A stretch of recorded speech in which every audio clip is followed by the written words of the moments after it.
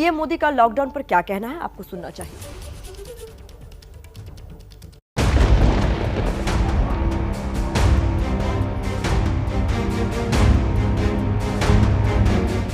मुंबई दिल्ली की इन तस्वीरों में चेहरे में वही दहशत है जो साल भर पहले नजर आ रही थी। प्रवासियों की बड़ी आबादी ने लॉकडाउन के दौरान पलायन की पीड़ा झेली।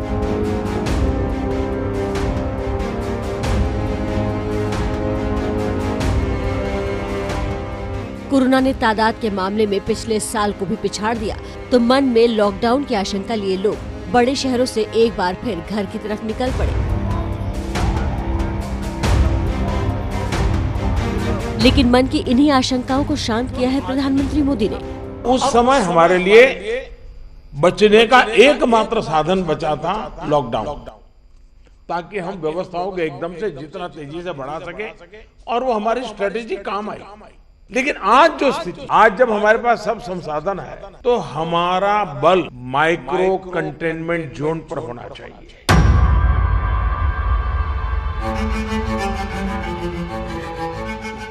पीएम के इस ऐलान के बाद देश को भरोसा जरूर होगा कि लॉकडाउन नहीं लगेगा, लेकिन इसका ये कतई मतलब नहीं कि लोग लापरवाह हो जाएं, क्योंकि केस लगातार बढ़ रहे हैं और इस जंग में जीत का फॉर्मूला जागरूकता ही है।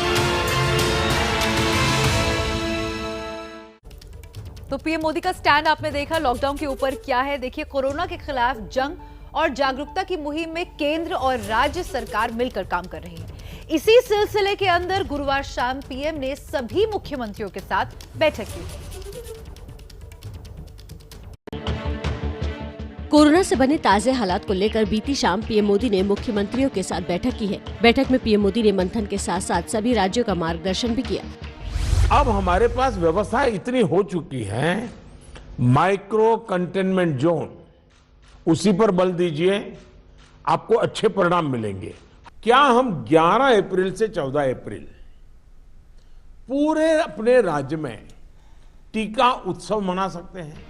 पीएम मोदी ने भी माना कि कोरोना की स्थिति पिछले साल से भी खराब हो चुकी है। हालांकि इससे घबराने की नहीं, बल्कि टेस्टिंग बढ़ाने की जरूरत है। पिछले 24 घंटे में देश में 1,26,789 नए मामले सामने आए हैं। कोरोना अपनी रफ्तार से बढ़ रहा है, लेकिन इस संकट की घड़ी में नियमों के पालन से ही हम कोरोना की धार कुंद कर सकते हैं। देखिए, कोरोना की वैक्सीन वायरस के अटैक से तो आपको बचा सकती है, उसे रोक सकती है, लेकिन सियासत के अटैक से कैसे रोकेंगे? हम ऐसा क्यों कह रहे हैं, रिपोर्ट देखिए, आप जान जाएंगे।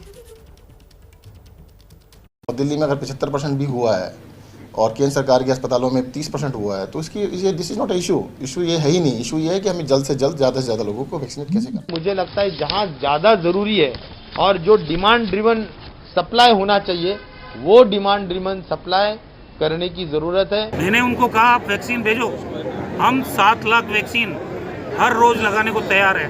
तो ये उम्र जो 45 साल रखी है आपने, इसको फ्री कर दो, जो लगाना चाहे टीका लगाओ।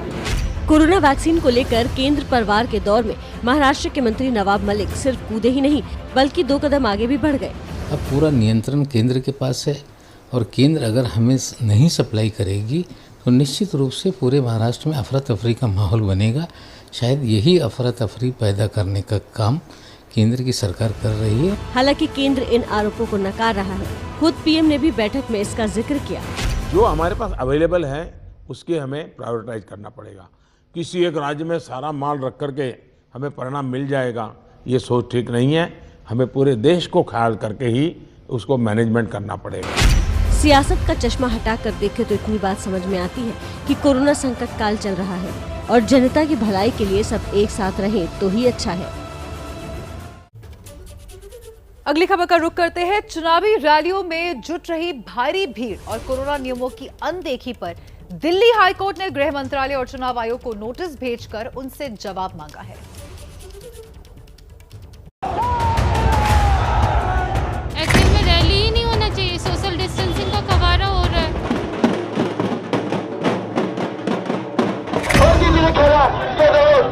चुनाव रैलियों में तो आप सोशल डिस्टेंसिंग का पालन नहीं कर पा रहे हैं और यहाँ पे आप बोल रहे हैं कि सोशल डिस्टेंसिंग का पालन करिए। लॉकडाउन लग रहा है, नाइट कर्फ्यू लग रहा है, लेकिन समझ नहीं आ रहा जहाँ चुनाव हो रहे हैं वहाँ पर तो पता नहीं कोरोना होता ही नहीं है। आम लोगों का ये दर्द बेवजह नहीं है।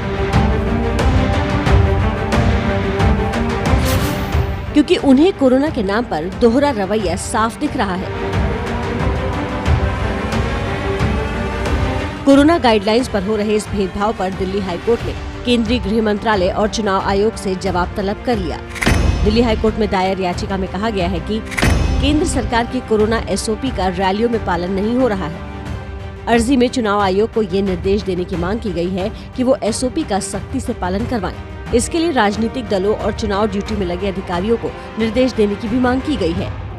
ICMR में महामारी और संक्रामक रोग विभाग के प्रमुख डॉक्टर समीरन पांडा ने भी ABP न्यूज पर यही मुद्दा उठाया, जबकि नेता प्रोटोकॉल के पूरे पालन का दावा कर रहे हैं।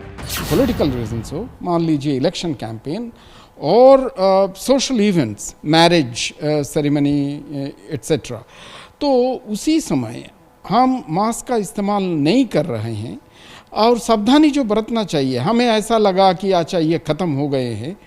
जिस तरीके से कोरोना का प्रकोप चल रहा है, हाईकोर्ट ने एक याचिका का संज्ञान लिया है कि चुनावी कार्यक्रमों में कोरोना SOP का पालन नहीं हो रहा है। एक राजनीतिक दल के अध्यक्ष के तौर पर आप क्या कहेंगे? हाईकोर्ट हम ज्यादा से ज्यादा फॉलो कराने की कोशिश करते हैं। गृह मंत्रालय और चुनाव आयोग को 30 अप्रैल तक कोर्ट के नोटिस का जवाब देना है।